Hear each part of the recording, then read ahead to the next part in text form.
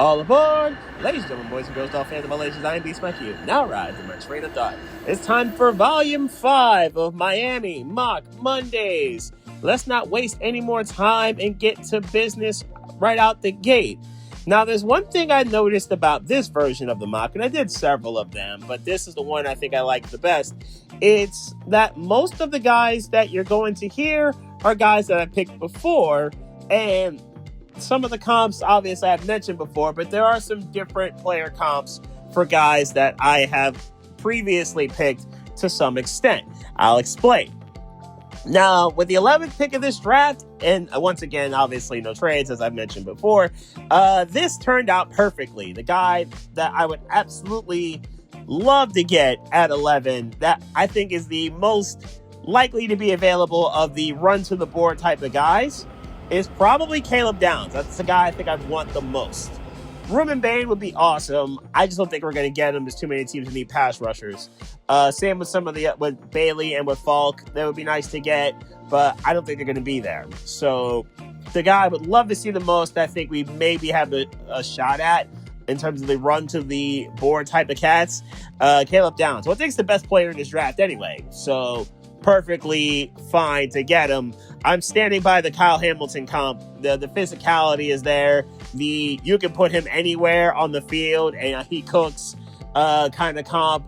He balled out in Alabama. He balled out in Ohio State. Was a key contributor and probably their best defensive player on the national championship team that won a couple years ago. He was outstanding and is still a tremendous player who can pretty much do a bit of everything. I want one of those guys to be the future leader of this defense. Give me Caleb Downs at 11. If he is on the board, I run to the board to go get him. Now, the theme I really wanted to address with this mock is physicality. I want dudes who are physical, who believe in the power game. We got some lightning on this team on both sides of the ball, especially in the form of Achane and Waddle and Chop Robinson on defense. But I want some more thunder on this team. I want some maulers on this team. Bullies off the bus, if you will, on this team. And there's one from Texas A&M who may be as big as a Bison, but he's way more graceful in terms of his footwork and his movements. Chase Bisontis is a guard from Texas A&M and one of those types of dudes that I would want to see maul your defensive linemen as Achane and or Gordon and or Wright are getting the run lanes straightened out and moving up the field. Now, he's pretty good in pass pro, could be a little bit better, technically speaking, but the power game and the mauling abilities, I want one of those types of guys. We clearly have missed that a couple years without Big Bob, and this guy could be the proper, suitable replacement for a Big Bob. Or he could be David DeCastro, who is very good in the power game, very good in the mauling abilities. I mean, it helped out Le'Veon Bell over the years and helped him get paid. Though with Bisontis, his pass blocking ability can be a little bit better. I like what I'm seeing when it comes to him helping provide the run lanes. And that's something that we could absolutely use to take pressure off of viewers or whoever the QB1 shall be. I stayed in Texas for the next couple of picks, and I went to Texas Tech for the next one in Jacob Rodriguez, who has shown himself to be a linebacker that can be very versatile in coverage, very versatile comes to coming downhill and stopping the run, occasionally getting home to the QB, but a guy that can be a side-to-side type of linebacker and a really good pupil for first-team All-Pro linebacker Jordan Brooks, who, as we've seen over the last 2 years, has proven himself to be a tremendous linebacker and leader of this defense. Now, Rodriguez's absolute ceiling is Fred Warner, who is going to be a first ballot Hall of Famer once he retires, because Warner's been that amazing and has been an excellent leader for San Francisco for years. Another comp I've seen is Thomas Davis Sr., who in Carolina, he played for many years and was a tremendous linebacker. And like Rodriguez, was a former quarterback, turned linebacker. And his 3-down abilities when it came to coverage, when it came to stopping the run, he had it all. He was tremendous at it. Thomas Davis Sr. was an excellent linebacker for Carolina for many years. And maybe Rodriguez probably is more so of that build. But if he does become a Fred Warner for the Dolphins, I mean, who's complaining? I wouldn't be. The next pick is also in Texas, keeping up with the Texas theme. And we're going to go back to College Station for Will Lee III. And Will Lee being a big physical corner, similar to Juju Brents in that kind of, like, I like the size of the corner being 6'1", 6'2", in the case of Will Lee, 6'3"-ish. That's pretty solid for me. Give me the rangier corners. A little bit more physicality there as well, which is very good for Will Lee. He doesn't beat you with the speed, not like guys who we'd be really concerned with if Miami 22 or 23 version Dolphins were facing him. But the physicality to kind of jam people up at the line, I think that works. And I think we could use a little bit more of that. Can he be Joey Porter Jr., who has shown himself to be a serviceable corner in the NFL? The big problem, obviously, being the handsy. And Joey Porter showed this at Penn State. And he showed that he can be physical, which is great, but he will also draw some penalties. And the holdings, legal contacts, that hasn't changed since we've seen in Pittsburgh, where he's a good corner, just a little too handsy. And if he can clean up the penalties, Will Lee III as well, that'd be perfectly fine. I'd be here for that. And that'd be a good physical corner to go with a young cornerback room, aside from Russell Douglas and Jack Jones. That is not terrible if they can stay healthy. Because Brents and Cater, if Cater even comes back, are both coming off season-ending injuries. And then we'll see what happens to Jason Marshall and the rest of the cornerbacks the Dolphins may have. We're not going to come back to Texas for the rest of this mock draft. I don't have any more players from the Lone Star State on the board here. But I do have a player that potentially is as big as the world. Or part of it, anyway. Isaiah World, who is a tackle out of Oregon. Big, monstrous, mauling type of dude, good pass protector, a guy that we could certainly use on the right side of things if he is healthy. That being the key phrase, because he did have a torn ACL, which that's the one real hang-up, and probably the big reason why he was available for me at pick 90 as opposed to probably gone by pick 45 or 40 or 50 or so. But World, if healthy, has got a crazy ceiling, and it can be very high. I think he could be a really good tackle if he is healthy.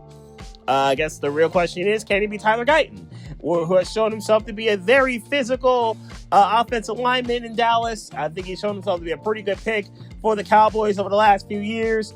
The health has been a little bit of an issue for Ty Guyton, but I do think Tyler Guyton has shown himself to be a very good tackle / guard if needed. And maybe World could fit better as a guard, but in this situation, I'd rather have him as a tackle and Bisontis as the guard, and just have two maulers on that side with Brewer, Salvadea, and Patrick Paul going center to left. I think that's the route I would go here.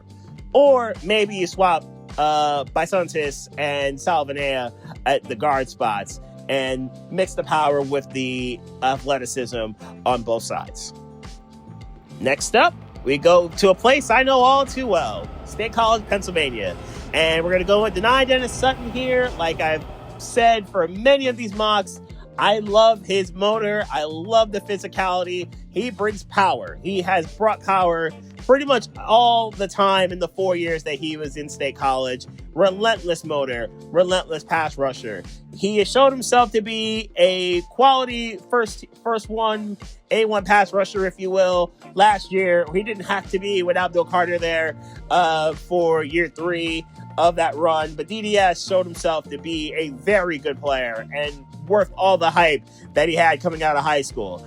And though I mentioned Preston Smith as a player comp, another one is Marcus Davenport. I think that could be probably DDS's floor because of the power game that they both have. And obviously DDS being 6'5", 270, I think a little bit more with the speed and maybe a couple more moves, if you will, would probably help out DDS, but I think he's got the hunger to do that. I still think he's a Preston Smith comp. I think that's a comp that would work, especially in 3-4 sets, where I think DDS can really use his power to shine.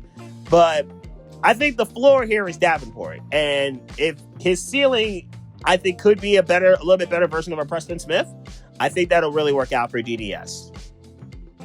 Next up, we're going to go with a receiver that a lot of people seem to love in Dolphin circles, and I don't think he's going to be here because of his size at 149. The Combine's coming this week, and I'm pretty sure he's going to show up and show out at it. Malachi Fields, wide receiver from Notre Dame, and the 50-50 ball guy, the big physical receiver type. We haven't really had one of those that's worked out in a while. They tried low risk with Chase Claypool. That did not work. They tried with Nick Westbrook-Ikhine. As you can see, he's no longer a Dolphin. He got released quietly as Tyreek Hill and Bradley Chubb got released last week. And Malachi Fields is a guy that can go get it. We need a 50-50 guy. We need a guy that in the red zone can be an absolute terror for a lot of people and make life so much easier for Waddle and Washington. And we'll see if the Weiss can make another jump in year 2 with the Dolphins. And a guy that he has been compared to, I mentioned before, his ceiling absolutely could be T. Higgins. But other guys that he's comped to are the likes of Nico Collins and Courtland Sutton for the old school physicality, and maybe absolute ceiling higher than that I've seen a comp to is Brandon Marshall. I don't know if he can get there, but we'll see. Another guy that's I think he'll probably be most like is Michael Pittman Jr. from the Colts, who I don't think Pittman is a number 1 receiver. I think he's a very high end 2, and he probably got passed by Alec Pierce. Pittman did. But I think Pittman's a very high end number 2, and a guy that you definitely want on your team because he's a pretty good balanced receiver, good route runner, can go get it with the 50-50 balls, and he's pretty solid when it comes to getting down the field. And I think that's where Malachi Fields can fit. Is he game-breaking speed? Probably not, but he's got pretty much everything else I would want in my 1 or 2 receivers. So give me Malachi Fields on the outside, on the opposite side of Waddle, who I am not trading, by the way. Like you can miss me with the rumors of Waddle and Achane being traded. You can miss me with all that. And finally, my last pick, you probably know it by now because I've done it in most of these mocks, Drew Aller at a pick. It's 228 now. It's 227 a couple weeks ago. But anyway, it's Drew Aller here. I'm taking the physical talent. I'm trying to refine it. I'm trying to give him structure. I'm trying to see if he can move with that arm and we can do something with that arm. It's way too live to pass up, especially if it's in round 7. Again, I kind of sort of redshirt him. Use this year as a year to say, all right, let's get him in the classroom. Let's get him to learn the system. Let's get him to learn structure here. And then see what he's got in games that either A, don't matter, or B, worst come to worst with viewers or whoever the veteran QB shall be. And though I've mentioned Joe Flacco as a comp, another comp I've mentioned is another Super Bowl quarterback in Kerry Collins. Obviously, Collins didn't win one, but he did go face Baltimore in one. Unfortunately, he faced the 2000 Ravens defense. Not many quarterbacks were beating the 2000 Ravens defense. Anyway, Kerry Collins, live arm, another Penn State quarterback. Very good in the pocket when the pocket was relatively clean. The Giants didn't do that, and obviously the 94 Nittany Lions, who got robbed of a national championship, by the way, also did that and kept his pocket clean. He was able to get the ball to Bobby Ingram and Cal Brady and all those people and State College. You love to see it. Anyway, Collins, live arm, he always showed it wherever he was, whether it's the Giants or Tennessee or wherever he was. And Flacco's got that arm, obviously. Aller's got a little bit more athleticism, I'd say, than Collins does. But as long as the pocket is clean, Aller seems to know what he's doing in it. And he did pretty well, despite the revolving door of receivers that I've mentioned previously. So there you have it.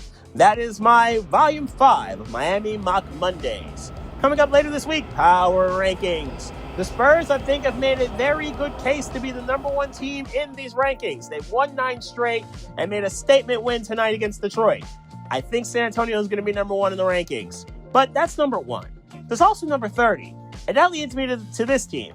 Sacramento, you're going to be the first stop of my next train of thought.